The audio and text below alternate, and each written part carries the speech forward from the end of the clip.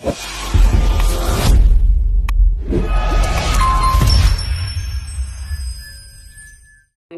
tayo po ngayon ay magluluto na naman. Ang menu po natin sa araw na ito ay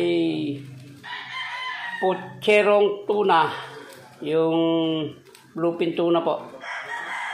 Ngayon ipiprito muna natin yung ating saging at patatas. Prito natin muna yung ating 3 pirasong saging na biniyak. Kaunti lang to guys, lulutuin ko. Ako lang mag-isa yung kakain to. At tayo ngayon, nakahiwalay tayo sa pamilya. Nandito ako sa Sorsogon. Yung pamilya po ay nasa Bataan. Ayan, pinuna ko na yung saging. Dapat nauna pala yung patatas. Parehas lang naman yan, parehas lang naman pipirituhin. Mild lang na prito guys para hindi pumait. Yan na, baliktarin natin. At konting konting prito lang. Ito na may lulutuin pa natin. Sasama natin mamaya ito sa mga ricadong gulay.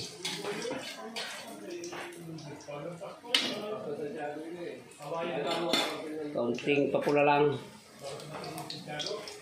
Sunod po natin dyan yung patatas bago yung isda. Yan na guys, ayos na itong saging na ito. At yun namang patatas ang ating lulutuin ng mild lang din. At yun naman isasama pa rin natin mamaya sa mga gulay yan. Kaya napupula-pulahin lang natin ng kaunti. At ang susunod naman natin dyan na piprituhin ay yung isda. Para kung karni sana, pwede nang hindi prituhin. Kaso isda po madudurog yun pag hindi natin ipinirito. Kaya pipirito natin yung isda kahit bagya lang. Mamaya na guys, yung mga ricado, pakikita ko lahat sa inyo. At ito naman siguradong alam na ninyo lutuin. Kanya-kanya naman tayo ng version ng pagluluto. Ito po yung version ng inyong lingkod na si Hilario Locachero. Ang version po niya ng puchero. Yung iba po ay tambakol yung ginagamit. Yung iba naman ay baboy. Ito naman po akin ay tuna. Yung bluefin tuna po itong akin. Yan guys, pwede nito. At yung isda naman yung ating piprituhin. Dito na natin ilalagay at sabay naman din itong ilalagay mamaya. Patatas po ito guys. Patatas at saka saging na saba. Yan. Okay, at ilalagay na natin itong isda. Ano lang itong isda kung apat na gayat lang ito. Gawa ng ako lang naman mag-isa kakain ito. Malibang may sumalaw.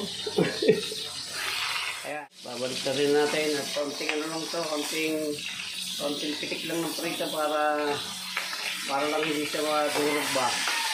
Pagka yung ilahalo na natin yung mga sahog. Yan, 4 na piraso lang to guys at solo ang inyong lingkod. Yan na guys, tignan natin kung yan, pwede nito. Malaban na patay, nanginisik na. 4 na kayat lang to guys, 4 na piraso lang.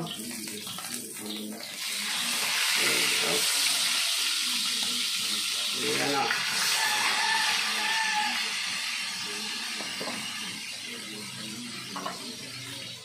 Yan na guys, hangulin natin itong ating pwede na ito. Hindi naman dito kailangan yung luto-luto, ito may lulutuin pa natin. Diyan na rin natin igigisa yung niya, mga sahog niya.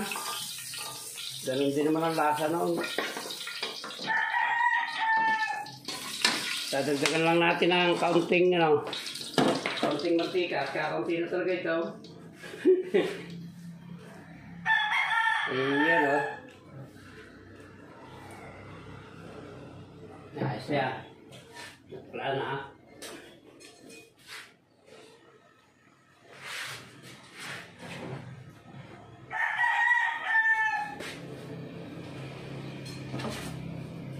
Ito guys, ang ating mga sahog. Unay bawang. Pupay kawalay.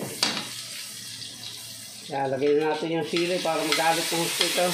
Spicy ito. Mga kalakpatsero. Spicing putsero.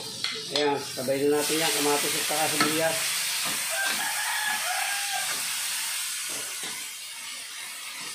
Ayan natin lalagay yung ibang sahog. Tensya na guys, kung medyo madilim, walang power dito. Baka mamaya pa magpa-power to, ay mapapalis na itong aking isda. Mabibilasa na, kaya niluto ko na kahit walang pang power.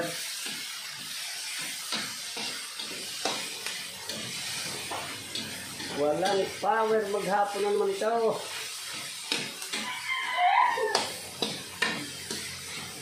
Yan na oh. Yan, sasabawan natin yan guys. Yan guys, sasabawan na natin. Bagya lang muna para matunaw yung matunaw yung kamatis at saka yung sibuyas. Mamaya-maya natin dadagdagan ng kaunti pa. Lalagyan na rin natin ng yan. Lalagyan na natin ng pampapungay, bitchin. Yeah, boy. Baka naman, na-addi na mo ito. Yan, saka paminta. Nasa ang butas ito po tayo ngayon.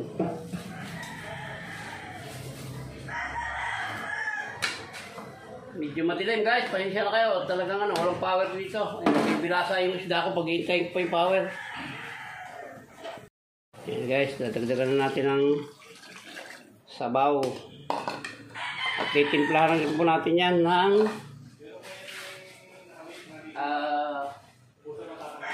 patis. Yan, pitikin lang muna natin ng kaunti. Baka naman mapalat. Patis, baka naman.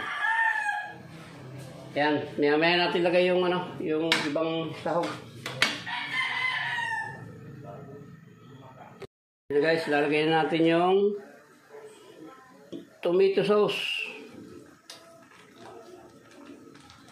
Siguro natin lalahatin, baka masyadong marami. Kaunti lang naman lulutuin ko, baka umasim.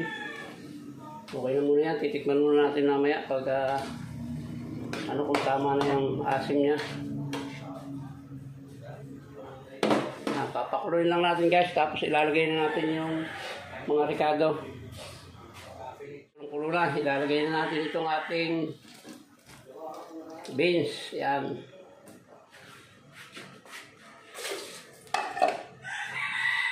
At itong patatas at saging, yan. Lalagay na natin. Mamaya natin lalagay yung pechay. May pechay pa po ito. Para madaling maluto yun. Kaya kauli-ulihan na natin yung lalagay. Pagka maluluto na po ito. Tutuin muna natin guys yung gulay at saka yung saging patatas bago natin ipaibabaw yung isda. Ayan o. Ang spicy putsero. Hilario. Ayan guys, kanya-kanya tayong kanya-kanya tayong version ng pagluluto. Ito po yung version ko. Tapos ito, pag malapit na po itong hanguin, ay lalagyan ko nito ng mga 1 kutsarang asukal para may tamis-tamis ng kaunti. Patakan natin ng kaunting sugar para may tamis ng kaunti. Nice. Yan, at ilalagay na natin yung ating isda para naman kahit pa paano ipasukin ng ricado sa loob. Yan. Hindi na nakita yung isda sa dami nung. Kaya maya guys, ilalagay natin yung repolyo at pechay para tatakpan natin. Kaya papakagatin lang natin sa isda yung lasa ng ng sauce na yan. Ito na guys, lalagay natin yung ating pechay para makahabol sa pagluto. Sabay, tatakpan natin. At pag open yan, ayos na po yan. Luto na yan. Pwede nang magkainan. Ayan, shoutout pong muli sa buong Team Zombie. Sa pangunguna ni Sir Merel Ventura at ni Ma'am Beauty Lopez. Shoutout po. At sa all team ng Team Zombie and friend ng Team Zombie. Shoutout po sa inyong lahat.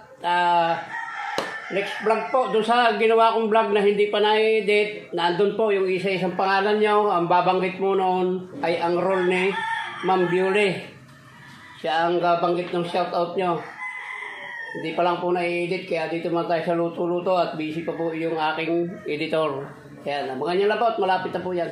I-open natin, tingnan natin kung ano para sarap! mahalo natin. Yan. Para mapaibabaw naman yung iba. O, ayan o. Wow!